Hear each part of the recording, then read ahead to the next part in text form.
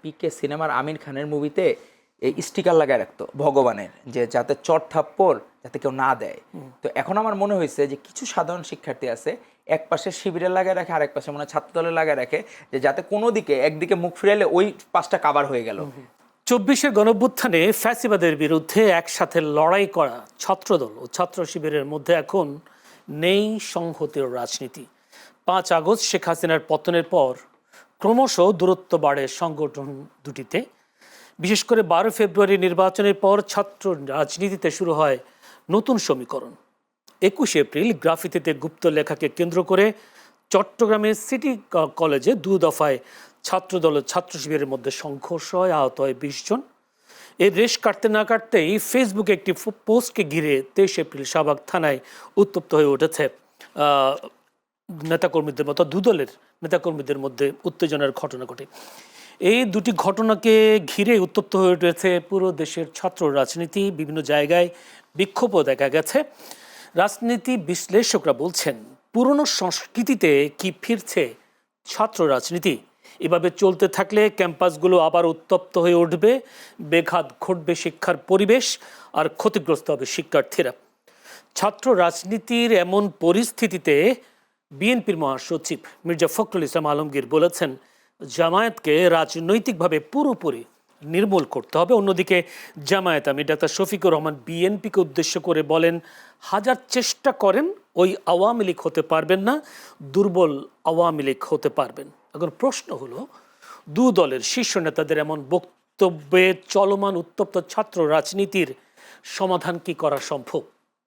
দর্শক, তাই আজকে আমরা আলোচনার বিষয় নির্ধারণ করেছি উত্তপ্ত ছাত্র রাজনীতি কোন পথে সমাধান।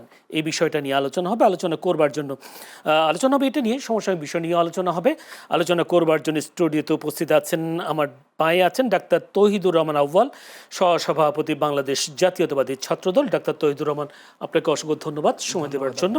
আমার ডানে আছেন S M Farhad, GS DUCSU প্রচার সম্পাদক ইসলামী ছাত্র শিবির। এস এম ফরহাদ, আপনাকে অসংখ্য ধন্যবাদ সময় দেওয়ার জন্য। দর্শক, পুরো অনুষ্ঠান জুড়ে আপনাদের সাথে আছি আমি জয়নুল আবেদিন। বলছিলাম, উত্তপ্ত ছাত্র রাজনীতি কোন পথে সমাধান, এই বিষয়টা নিয়ে আলোচনা হবে আর সমসাময়িক বিষয় নিয়ে আলোচনা হবে।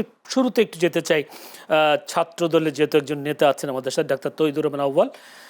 ডাক্তার তৌহিদুর রহমান আউয়াল, যদি বলি 12 ফেব্রুয়ারি নির্বাচনের পরে বিশেষ করে চট্টগ্রামে যে গ্রাফিতিতে গুপ্ত লেখাকে কেন্দ্র করে ছাত্রদল ছাত্র শিবিরের মধ্যে সংঘর্ষ হয়ে গেছে। আমার প্রশ্নটা হলো, ছাত্রদলের পক্ষ থেকে কেন দেয়ালে দেয়ালে গুপ্ত লিখতে হচ্ছে?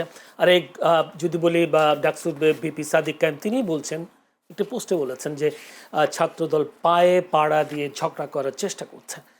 আসলে আপনারা গুপ্ত কেন লিখছেন বা পায়ে পাড়া দিয়ে ঝগড়ার চেষ্টা করছেন? ধন্যবাদ আপনাকে। প্রেক্ষাপটটা আপনার বুঝতে হবে যে 24-এর গণ অভ্যুত্থান পরবর্তী সময়ে আমাদের ভাইয়েরা, যাদের তার আগে আসলে বিভিন্ন লেবাসে বিভিন্ন চাদরে আবৃত মুড়িয়ে থাকতো তারা, তো সেই সময় 24-এর গণ অভ্যুত্থান পরবর্তী সময় আমাদের ভাইয়েরা যখন এক্সপোজড হইল, তখন সেই 5ই অগাস্ট সন্ধ্যাবেলায় তারা সব হলগুলাতে সাধারণ শিক্ষার্থীর বেশে তারা প্রত্যেকটা হলে ক্যাম্পাসে দখল নিয়ে নিল।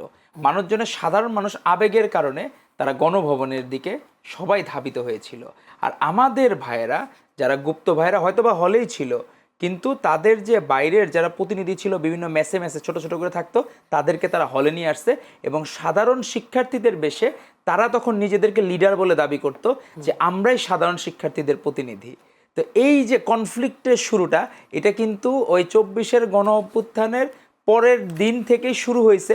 প্রত্যেকটা ক্যাম্পাসে সাধারণ শিক্ষার্থীর বেশে শিবিরের দৌরাত্ম্য শুরু হয়েছিল, কিন্তু 12ই ফেব্রুয়ারির পর থেকে তাদের সেই জায়গাটা সাধারণ শিক্ষার্থীর বেশে তো তারা কারো কাছে অ্যাপ্রোচ করলে মানুষজন শুনতেছে না, কারণ মানুষজন চিনে যে এরা অনেকেই গুপ্ত শিবির ছিল।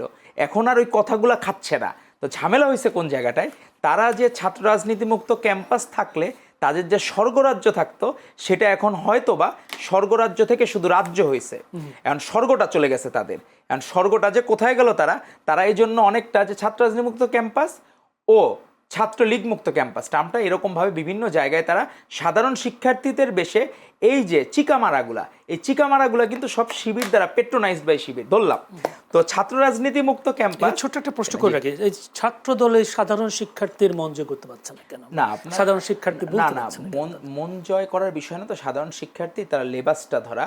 আমরা আসলে ছাত্র শিবির না আসলে হলো কি সব ছাত্র শিবির না, বেসিক্যালি হচ্ছে সবাই তো আর ওন করে না, কিন্তু তাদের একটু সিস্টেমটা ভিন্ন।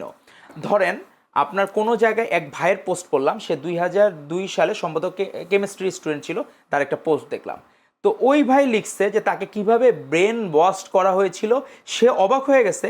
তাকে একটা গোপন জায়গায় ডাকা হয়েছে, সে যাওয়ার পরে দেখে আমার এই ইয়ারা তো পাশেই ছিল, কিন্তু কোনো দিন অন্য কোনো টপিকে তারা যায় না। কিন্তু যখন ওই বাসায় গেলো স্পেসিফিক এই টপিকে, আবার যে টিচার হঠাৎ করে ফজরের নামাজের সময় দেখা জোর করে তাকে নামাজে নিয়ে গেছে, দেখে ওই টিচার ওইখানে নামাজ পড়ে, আর ওইখানে তারা এই ধরনের প্রচারণা করে, এবং এই টিচার আর স্টুডেন্টের সম্পর্কের কারণে তাদের মার্কসও বেশি হয়।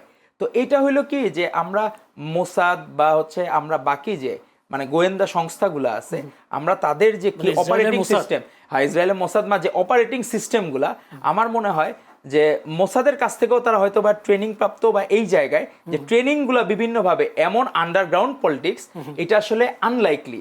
মানে এরকম পলিটিক্স করে গুপ্তভাবে নিজের, ঠিক আছে আপনি ফ্রন্ট লাইনে আসবেন না, কিন্তু এতটা ব্যাক লাইনে করতে হবে আপনার, যে বলতে হবে, কারণ এই শিক্ষার্থীরা তো আর আপনাদের প্রতিদ্বন্দ্বী না, কিন্তু শিক্ষার্থীদের মন জয় করে না। বিষয়টা হয়েছে যে তারা যেভাবে করে, তাদের অর্থের উৎস, তারা অনেক কিছু বলে, বড় ভাইরা সহযোগিতা করে, আবার অনেকে শিবির থেকে জামাত করবেন তার কোনো গ্যারান্টি নাই, কিন্তু ফান্ডিং গুলো কোথা থেকে আসে এগুলো একটু সাসপিশাস।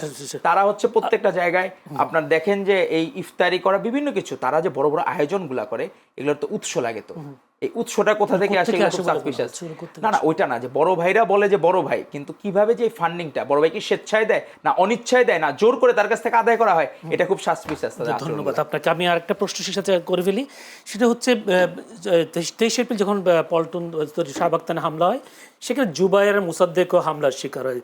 জুবায়ের একটা পোস্টে লিখেছে, আমার উপর যে ছাত্রদলে হামলা করেছে তার জন্য আমার কোনো দুঃখ নেই, আমি তো সেই জন্য কাঁদিনি, কিন্তু আমার পরিচিত ছোট ভাইয়েরা যখন আমাকে মারলো তখন আমি সেই দুঃখে কেঁদেছি। তার মানে কি ছাত্রদলের মধ্যে কিছু গুপ্ত শিক্ষার্থী আছে? যদি জুবাইরের বক্তব্য সঠিক হয়, এখন হইলো যে এই জায়গায় হয়ে গেছে যে পিকে সিনেমার আমির খানের মুভিতে এই স্টিকার লাগায় রাখতো ভগবানের, যে যাতে চট থাপ্পড় যাতে কেউ না দেয়।